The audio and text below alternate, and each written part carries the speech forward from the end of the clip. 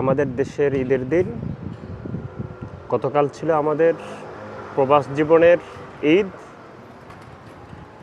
ঈদ বলতে বোঝেনি তো যে আসলে আনন্দের সমাহার, আনন্দের খুব আনন্দে উচ্ছ্বাসিত মানুষগুলোই আনন্দের এই ক্ষণটার জন্য খুব উচ্ছ্বাসিত থাকে, খুব অপেক্ষিত থাকে, খুবই অধীর আগ্রহে বসে থাকে এই আনন্দ করার জন্য। তো আমাদের এই প্রবাস জীবনের আনন্দ শুধু দিন শেষে আসলে যে আমরা খুব বন্ধু কয়েকজন মিলে আমরা গানে গল্পে এর মাঝে আনন্দটা আমাদের ভোগ করি। আমাদের দেশে থাকলে তো হয়তো দেখা গেছে আমরা গরু কোরবান, তারপর হচ্ছে কাউকে কেনাকাটা এরকম নিয়ে আমরা ব্যস্ত থাকতাম। তো এখানে তো আমাদের ওরকম কিছু স্পেস নেই।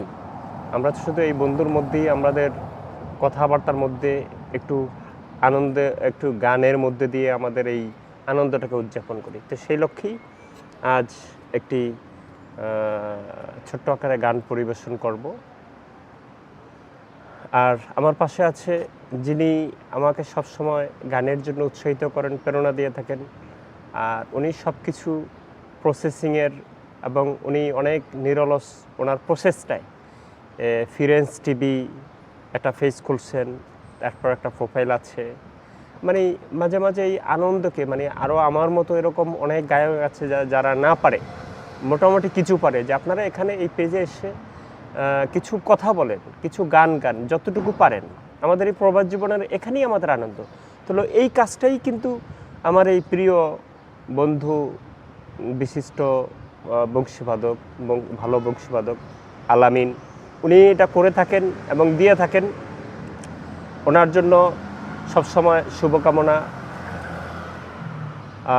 তো যাই হোক, ওনাকে অনেক ধন্যবাদ যে আমরা আমাদের এই না বলা কথাগুলো, আমাদের এই আনন্দের উচ্ছ্বাসিত, আমাদের এই আবেগপ্লাবিত কথাগুলো হয়তো নিজের অজান্তেই একসময় হয়তো হারিয়ে যেত, কিন্তু আমরা অন্ততপক্ষে ওনার ফিরেন্স টিভির মাধ্যমে হয়তো আপনারা যারা আমাদের প্রিয়জন আছেন, বন্ধুজন আছেন, কিছুটা হলো শুনতে পারতেছেন, আমাদের আবেগটাকে শেয়ার করতে পারি।